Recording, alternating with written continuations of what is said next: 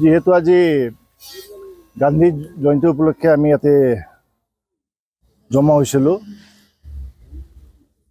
সেই গান্ধী জয়ন্তী উপলক্ষে সবকে ব্লেছিংছ থাকিল, শুভেচ্ছা জনালোঁ। আৰু ৰাজনীতিক হিচাপে আপুনি যোনটো কৈ আছে কি হিচাপে থাকিব, আমিতো এতিয়া ব্যস্ত হ'ম আৰু আহি আছে, সেইটোৰ ওপৰতে আমাৰ আলোচনা চলিল এতিয়া। আৰু সেই হিচাপে যিমান ব্লক আছিল, ব্লক প্ৰেচিডেণ্ট আছিল, মণ্ডল প্ৰেচিডেণ্ট তেওঁলোকক মাতা হৈছিল। সেইটো নহয়, এতিয়া যিহেতু মই ক'লোঁ এতিয়া কাউন্সিল ইলেকশ্যন আহি আছে, এতিয়া আমি তৃণমূল পৰ্যায়ত ধৰি লওক ব্লকৰ মণ্ডলত আমাৰ কৰ্মীসকলক ক'লোঁ, কংগ্ৰেছীসকলক ক'লোঁ কি আপোনালোকে এতিয়া ঘৰে ঘৰে সোমাই যাওক। যি কংগ্ৰেছৰ যোনটো আদৰ্শ নীতি আছে সেইটোক যোনে যোনে মানে বা মানি চলিব বিচাৰিছে তেওঁলোক কংগ্ৰেছত জইন কৰাব চেষ্টা কৰাম আমি। যিহেতু দেখিছোঁ চৰকাৰে আমাৰ আজিৰ তাৰিখত সাধাৰণ মানুহক পংগু কৰি পেলাইছে। আপুনি সব জেগাতে টেক্স পাব, আপুনি গাখীৰৰ পৰা লৈ কিনে কিতাপলৈকে টেক্স GST ভৰাই থৈ দিছে। আপোনালোকে জানে কি ইলেক্ট্ৰিচিটি বিল যোনটো হিচাপে তেওঁলোকে বঢ়াই লুণ্ঠনৰ ৰাজ চলাই আছে, সেইটো বিৰোধিতা আমি কৰি আছোঁ আৰু কৰি গৈ থাকিম। আৰু এইটো আশ্বাসন আমি সাধাৰণ ৰাইজক এইটোৱে দিওঁ কি ভৱিষ্যত কংগ্ৰেছ গভৰ্ণমেণ্ট যদি আহে, আমি মাটি বাৰী সমস্যা বহুতে আছে, আমি এইটো অঞ্চলত আমি পাই আছোঁ। হাতীৰ সমস্যা, যোৱাকালি না পৰহি দুজন মানুহক ঘৰৰ ভিতৰত সোমাই হাতীয়ে মাৰিলে, সেইটো ৰোখা ফৰেষ্ট আৰু গভৰ্ণমেণ্ট ব্যৰ্থ হৈছে বুলি আপোনাক মই জনাই আছোঁ।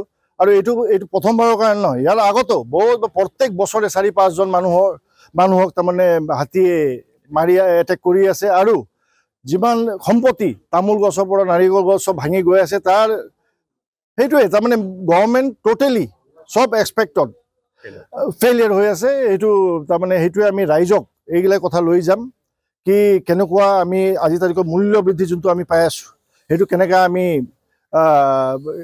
চিন্তাধাৰা কৰি কেনেকুৱা কংগ্ৰেছ গভৰ্ণমেণ্টে কেনেকৈ ৰাখ দিব পাব্লিকক, সেইটো আমি আলোচনা কৰি আছোঁ। আৰু সেইটো হিচাপে নিয়মত চলি গৈ থাকোঁ। আগবঢ়াই লৈ যাব মানে ৰাইজেতো কি সঁচা কি মিছা গমে পাইছে, তো জাষ্ট মানে আমি ষ্টাৰিং ধৰিব লাগে। ৰাইজে কেনেকুৱাকৈ বিজেপিয়ে কেনেকুৱাকৈ শাস্তি দি আছে মানুহক, সৰ্বসাধাৰণ ৰাইজক কেনেকুৱাকৈ মানে গোটেই হেৰি কৰি আছে, উপলুঙা কৰি আছে, বিভিন্ন ধৰণৰ জনসাধাৰণৰ বিৰোধী নীতিও মাজে মাজে জাপি দিয়ে, আৰু মূল্য বৃদ্ধিৰটো কথা ক'বই নাযাওঁ। গতিকে আমি BTCৰ পৰিষদীয় নিৰ্বাচনত শক্তিশালীভাৱে কংগ্ৰেছে প্ৰতিদ্বন্দ্বিতা কৰিব BTCত। আৰু তাৰ কাৰণে আমি পূজাৰ পিছতে একদম বুথ পৰ্যায়ৰ পৰা মণ্ডল পৰ্যায়ৰ পৰা ব্লক পৰ্যায়লৈকে আমি শক্তিশালীভাৱে নতুনকৈ গঠন কৰিম কংগ্ৰেছটো। আৰু মানুহ স্বতঃস্ফূৰ্তভাৱে ওলাই আহিছে।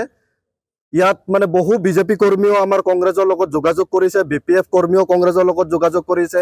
APPLৰ প্ৰমোদ বড়ো ডাঙৰীয়াই ইয়াতে যোৱাবাৰ যিটো মানে এটা ঢৌ উঠাইছিলে যে তামোলপুৰৰ চিফ হ'ব লাগে বা BTCত এক হাগ্ৰামাৰ যি মানে কলা অধ্যায়, এইবিলাক মুচি মানে আমি ইয়াত BTCত মানে ভালদৰে শাসন কৰিম।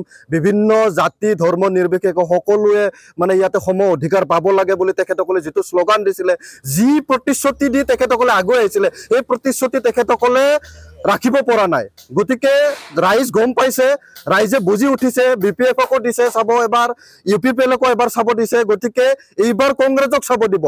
আৰু সেই কংগ্ৰেছৰ ভেটি আৰু শক্তিশালী কৰাৰ কাৰণে আমি যি কাৰ্যপন্থা ল'ব লাগে সেই কাৰ্যপন্থা আমি হাতত লৈছোঁ। আমি পূজাৰ পিছতে শক্তিশালীভাৱে আমি তৃণমূল পৰ্যায়লৈকে গুচি যাম। ৰাইজক আমি আহ্বান কৰিম যে এই যি BTCৰ যি BPF আৰু UPPLৰ যি ৰাজনীতি, ভেদাভেদ, এটা জাতিৰ প্ৰতি এটা জাতিয়ে কি ধৰণে মানে ভেদাভেদৰ সৃষ্টি কৰিছে, এইবোৰ আমি দূৰ কৰাৰ কাৰণে কংগ্ৰেছ আমি নিৰ্বাচনত অৱতীৰ্ণ হ'ম।